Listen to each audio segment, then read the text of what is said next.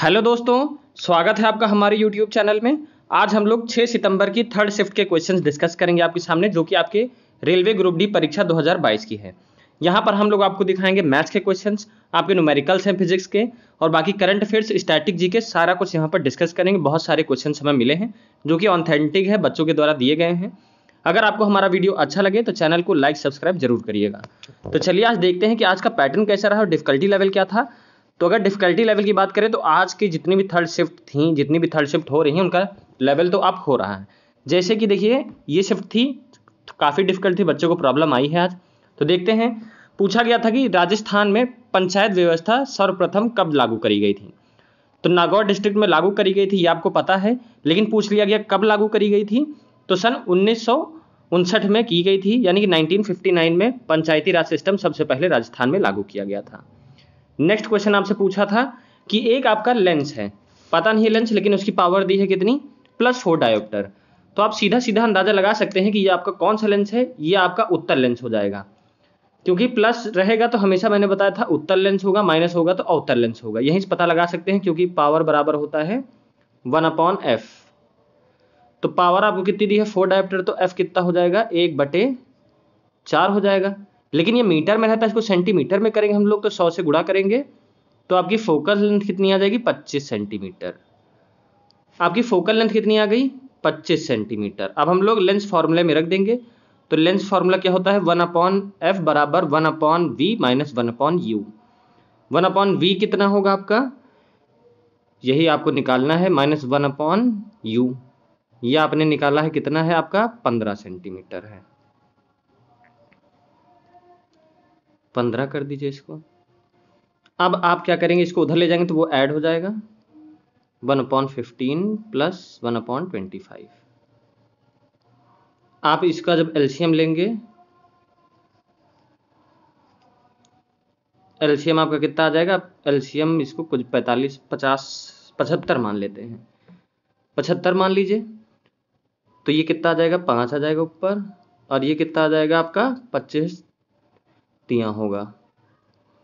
तो 75/8 आपका ये v की पोजीशन आ जाएगी। तो आप इसको काट दीजिए, 9 बार जाएगा, 9 पॉइंट समथिंग कुछ आएगा, डायरेक्टली आप देख सकते हैं, 9 8 72 होता है।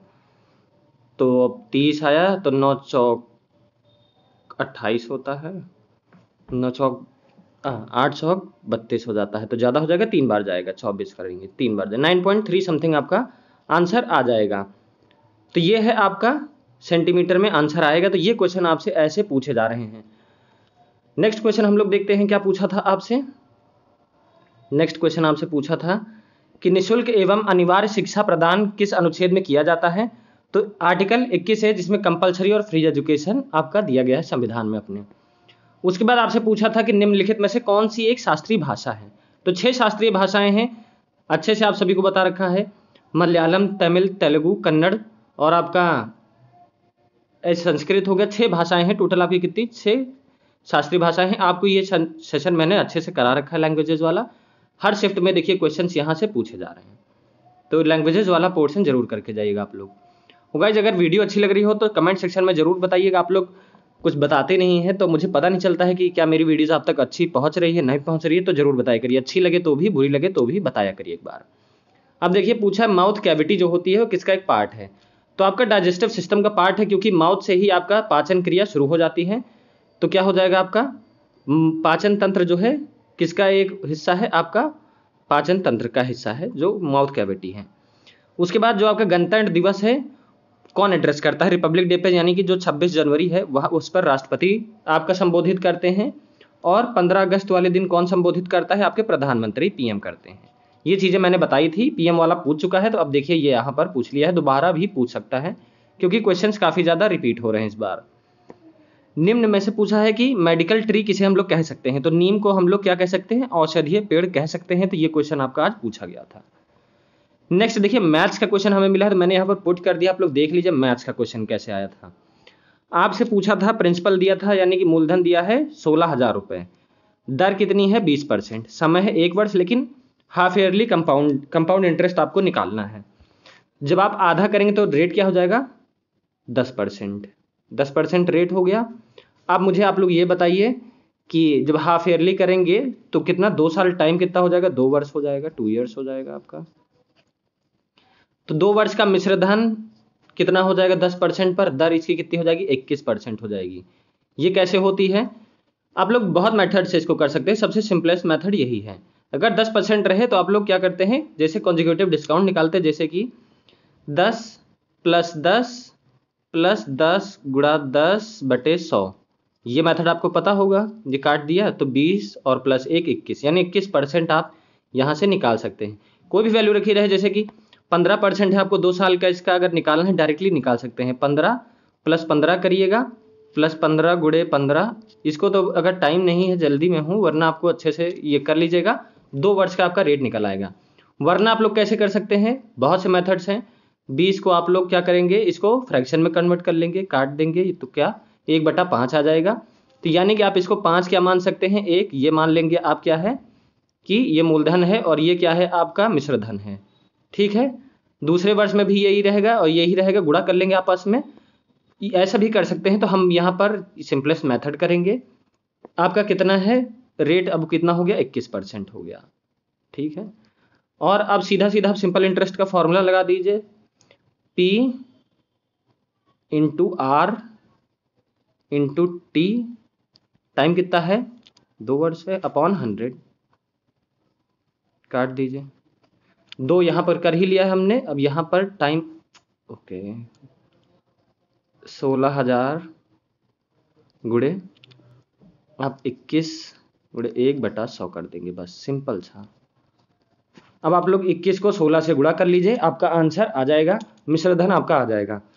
गुणा कर लीजिए 16 से तो कितना आ जाएगा, 6, 12 और 1 और 2, तो कितना आ गया आपका 633, और एक 0 बढ़ा लीजिए। इतना रुपए आपका क्या है, आपका कंपाउंड इंटरेस्ट है, यानी कि चक्रवृद्धि ब्याज है। अगर मिश्रधन पूछा होगा तो आप इसी को जोड़ लेंगे उसमें, मूलधन में।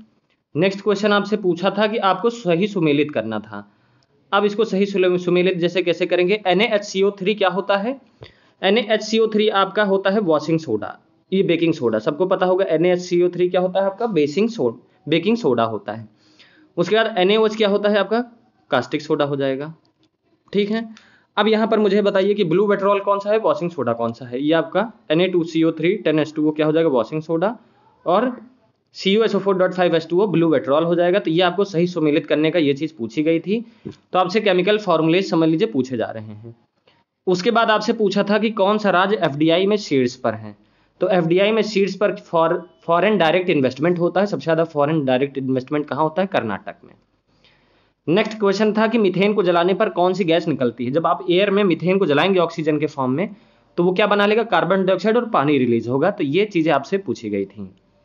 उसके बाद आपसे पूछा गया था कि सुरजीत सेनगुप्ता हैं, फरवरी में भी डाइड हुए हैं, मरे हैं, वो कौन से फील्ड से रिलेटेड है, कौन से स्पोर्ट से रिलेटेड है। तो एक फुटबॉलर थे सॉरी, 74 साल की उम्र पे होकर इनकी मृत्यु हो गई।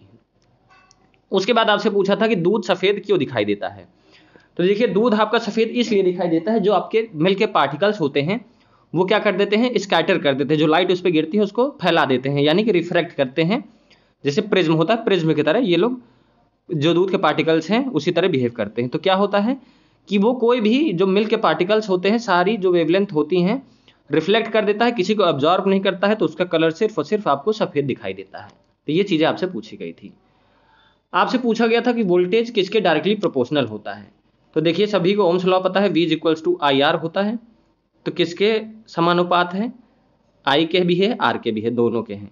अब अगर आपसे पूछ लिया जाता कि R किसके डायरेक्टली प्रोपोर्शनल होता है, तो V/I, तो ये आपका वोल्टेज के समानुपात होता है, ये तो यहाँ से पता है। इन्वर्सली प्रोपोर्शनल रेजिस्टेंस किसके होता है, I के। ऐसे ही आपसे कुछ भी पूछ ले तो आप लोग आराम से इजीली निकाल सकते हैं, और पूछा जरूर जाएगा आगे शिफ्ट में।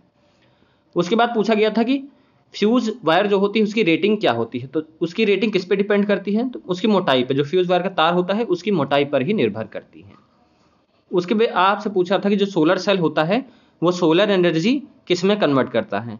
तो सोलर एनर्जी को इलेक्ट्रिकल एनर्जी में ही कन्वर्ट करता है। अब देखिए, सौर ऊर्जा रखते हैं तो धूप से ही वो क्या बनाता है, बिजली बनाता है। तो वही चीज है यहाँ पर पूछी गई थी। आपसे पूछा था कि 16 प्रोटॉन है, 16 न्यूट्रॉन है, तो एलिमेंट कौन से पीरियड में होगा और कौन से ग्रुप में होगा। तो ये आपसे पूछा गया था। अब यहाँ पर आप लोग देखिए, ये आपको निकालना आना चाहिए। 16 प्रोटॉन होंगे, 16 न्यूट्रॉन होंगे, तो यानी कि एटॉमिक नंबर कितना होगा, एटॉमिक नंबर कितना हो जाएगा, 16 ही होगा। और 16 किसका होता है, सल्फर का होता है।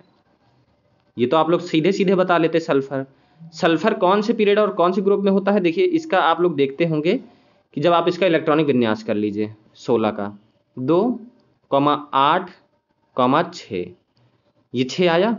आप इसका वैलेंस इलेक्ट्रॉन्स कितना होगा ये बताइए आप लोग। वैलेंस इलेक्ट्रॉन्स इसमें कितने होंगे, 2, 8, 10, 1, 6, यानी कि इसमें वैलेंस इलेक्ट्रॉन्स आपके कितने हो गए, 6 हो गए। तो आप इसमें 10 से प्लस कर देंगे तो कितना आ जाएगा, 16 ग्रुप आ जाएगा। ऐसा ही करना। सल्फर आपका कौन से ग्रुप में लाई करता है, 16 ग्रुप में और 3 पीरियड पे लाई करता है। ये आप लोग को पीरियोडिक टेबल में पता होना चाहिए। नेक्स्ट हम लोग देखते हैं, निम्नलिखित में से कौन सा एक अब उप धातु है, यानी कौन सा एक मेटलॉइड नहीं है। देखिए सिलिकॉन भी मेटलॉइड है। मेटलॉइड्स होते क्या है, 2 एलिमेंट से बनकर बने होते हैं। सिलिकॉन भी है, जर्मेनियम भी आपका मेटलॉइड है, आर्सेनिक भी है, बस बेरिलियम है, ये आपका मेटलॉइड नहीं है। तो करेक्ट आंसर क्या हो जाएगा, ऑप्शन नंबर डी हो जाएगा करेक्ट आंसर। नेक्स्ट क्वेश्चन देखते हैं कि प्राथमिक शिक्षा अभियान के लिए कौन सी योजना शुरू करी गई है। तो सर्व शिक्षा अभियान शुरू करी गई। मुझे कंफर्म नहीं है कि ये क्वेश्चन सही है कि नहीं, इसका कमेंट सेक्शन में आप लोग आंसर जरूर दीजिएगा। नेक्स्ट आपसे पूछा था कि ओमनी जो वायरस है इसको डिटेक्ट करने के लिए कौन सा एक किट बनाई गई है, ये आपसे पूछा गया था। इसका आंसर मुझे नहीं पता, आप लोग कमेंट सेक्शन में बताइएगा, क्योंकि 3 किटें बनाई गई हैं और आपसे क्या पूछा गया था वो आप लोग कमेंट सेक्शन में जरूर बताइएगा। गाइज आज हमारे वीडियो में इतना ही था, हमें इतने क्वेश्चंस मिले थे। और अगर आपको हमारी मेहनत अच्छी लग रही हो तो जरूर मोटिवेट करिएगा। कमेंट सेक्शन में बताइएगा आपको हमारा वीडियो अच्छा लगा या बुरा लगा, जरूर बताइएगा। मिलते हैं गाइज अब नेक्स्ट वीडियो में अपने।